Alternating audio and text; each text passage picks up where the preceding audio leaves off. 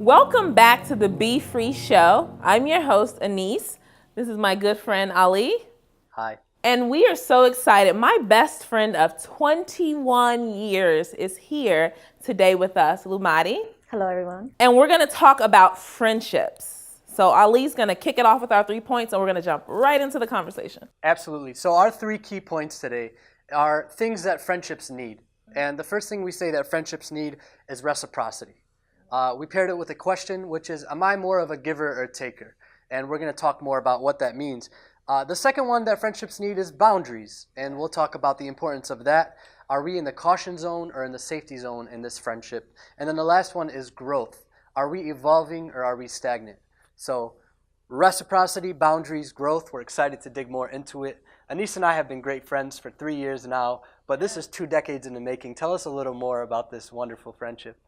Yeah, so when you think about this idea of reciprocity, it is 2 people making the mutual investment and commitment to help one another grow, to help one another learn to be their best self, and to show just love and affection and care. So, we've been doing this for 21 years. We met 15 years old in Mr. Monteleone's world history class at Lane Tech High School in Chicago. And I would say our friendship it's been the epitome of this idea of reciprocity. So our point is, are you more of a giver and a taker in a friendship? So when you think about giving and taking in a friendship, how do you do that? I think that it varies. I think depending on the friendship that you have and the level of where you're at in your friendship. Yeah. The giving and taking that you do as your friendship has grown is different than me and hers because of the history that we have and the different events that we have been through in each other's lives. And I think that holds a different type of merit. There's some circumstances that I think I am a giver. Yeah. Mm-hmm. As she has been through certain different circumstances in her life. Yeah. And then there's been times where I needed to be the taker and she was that for me. Mm-hmm. So I think it definitely varies where you're at in your friendship. Yeah. And that's, I think, in our previous conversations about this idea of giver and taker, I think that's what we've emphasized the most is that it's not a tit for tat, right? It's not a scorecard, but it's about just checking in, maybe with yourself or having that communication to check in with your friend to see, in this season of our friendship, am I doing enough? Sometimes I need to meet you at 80 and you're at 20, or sometimes it's the reverse of that. And so just that consciousness, and I have a couple testimonies I want to share to that in a bit, but I think is the most important thing. Yeah, and I think, sometimes when you think about the question give or take, some folks are just givers. They give a lot, right? And I consider myself to be someone that's very generous, so I like to give people things without them asking. And while I think that's a great trait for all of us out there that like to consider ourselves givers, we also have to be mindful that people receive differently in friendships, right? So what I need to keep me feeling comfortable and safe and fulfilled in a friendship is going to be different than what another person needs. And so sometimes overgiving can be overwhelming to someone, and it can, make you think that like the other person is just taking from you, but it could be that that person shows their generosity in a different way. And, that's why I think it's important that we don't have a tit for tat, but we really engage in a conversation about what do you need in this friendship? Yeah. How many of us have actually posed that question to our friends? Right. What do you need in this friendship to bring your best foot forward? And how can I best support you in that way? Yeah. I will have to be honest that I don't think I've ever, in any friendship that I've ever had, I've never asked that question. What do you need from me? It's something that I think sometimes you feed off of the other person. Mm-hmm. What do you need from me? Or sometimes, like you mentioned, you don't know the way I give or the way I take could be completely different from another person. Where, I would say for me, I'm an emotional taker in the sense of sometimes I don't need anything, and Anise could probably testify to, there will be times because of the nature of my job where I'm gone for long periods of time and we may not talk, and then I'm back on the grid and I'm taking in the sense of I need you to be an emotional ear and just listen. Yeah. And that's how I will take and just kind of feed off of that emotion. So I definitely think that it varies. Yeah, absolutely. I mean, similar to you, I'm a giver, and I think what identifying as a giver has done to me is put me in situations where I didn't realize that I was taking a lot in a relationship. And the one that comes to mind particularly is my relationship with my older brother. So in Arab culture, like other cultures, the older sibling often takes on a parental role, right? And my brother was very much, 3 years older than me, very much taking on that parental role throughout our life. And I always sought that friendship from him, but I didn't realize that this dynamic had created a situation where I was constantly taking, right? Constantly wanting his advice, wanting his support, wanting his help. And yet I was trying to reconcile that with the fact that I wanted his friendship, right? And so I think being able to ask myself this question, am I more of a giver or a taker, helped put our relationship into perspective and allowed me to realize that I needed to be more of a giver in that relationship to create the type of reciprocity that I wanted.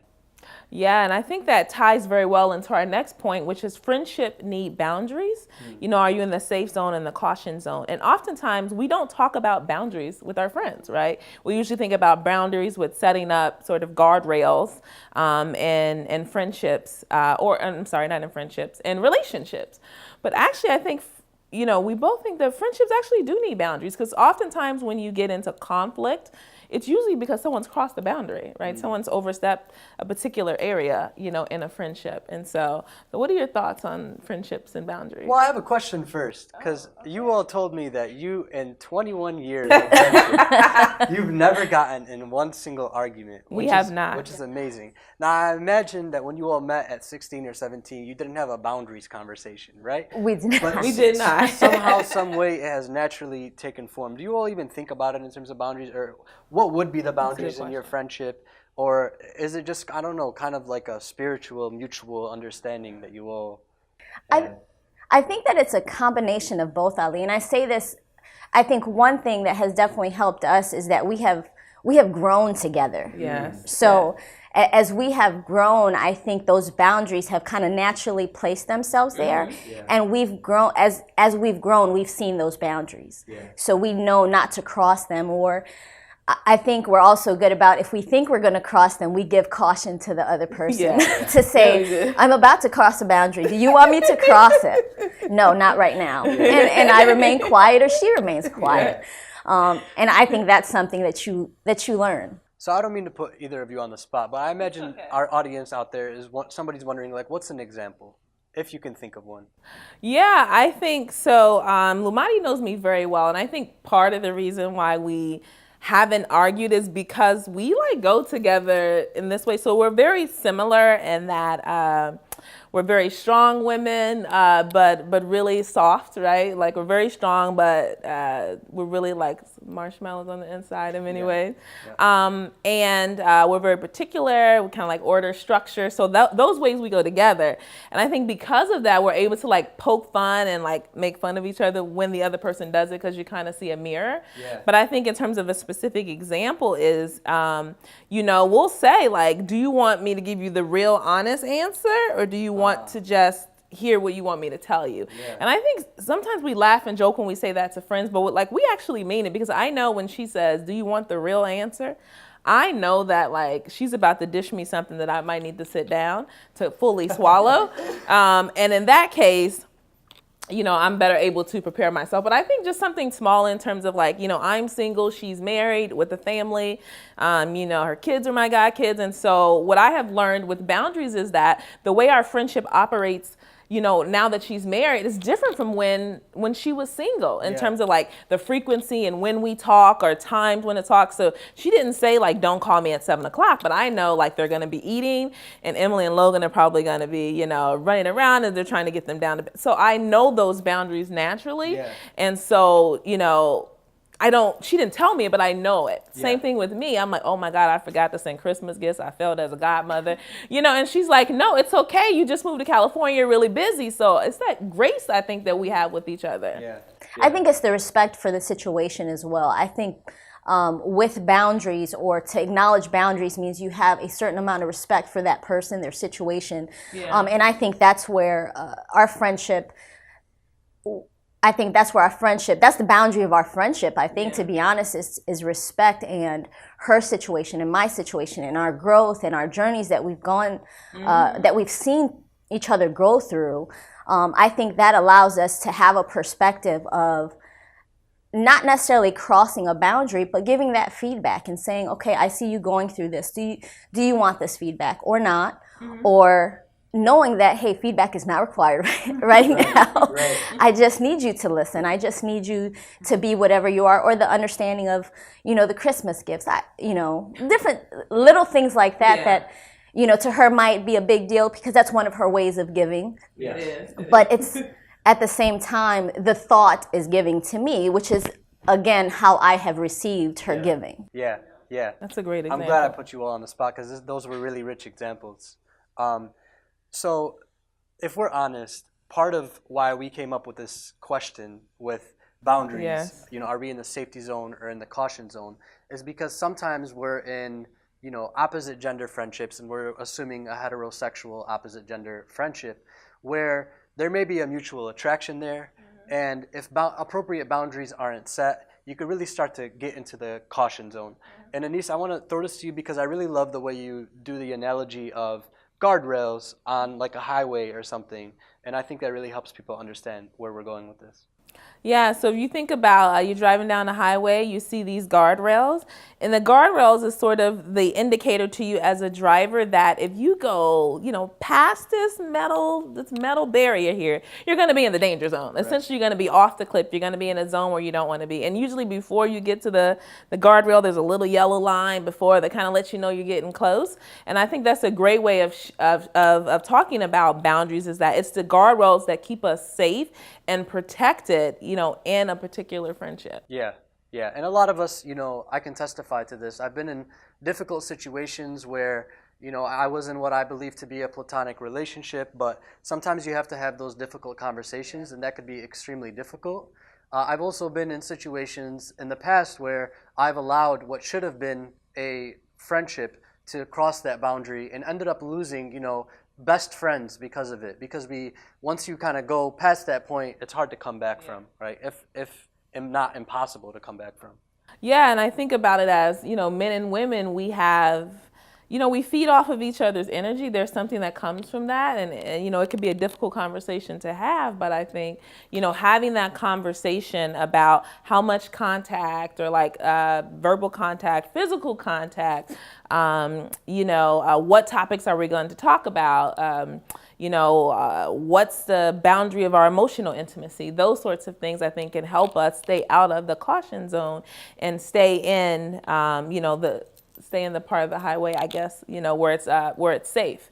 And I think being open to have those conversations, because I think what we just illustrated is that friendships change and shift and grow based on seasons. Yeah. And I think it's just being open and willing to have a conversation when you feel like a boundary needs to expand or a boundary needs to be closed a little bit. So Ramadi, one of the things you said is that you all have grown together. Yes. And that is what we believe, that we said, reciprocity and boundaries because we feel like those set the foundation, but then the friendship has to evolve. Like there has to be this mutual desire to grow. We've talked about in the past the difficulty of letting friends go because you are evolving, and it's not personal or anything like that, but if you were to keep this friendship, then it was going to hold you back. It was going to be in some way, shape, or form toxic, and that wasn't going to be good for you or the other person.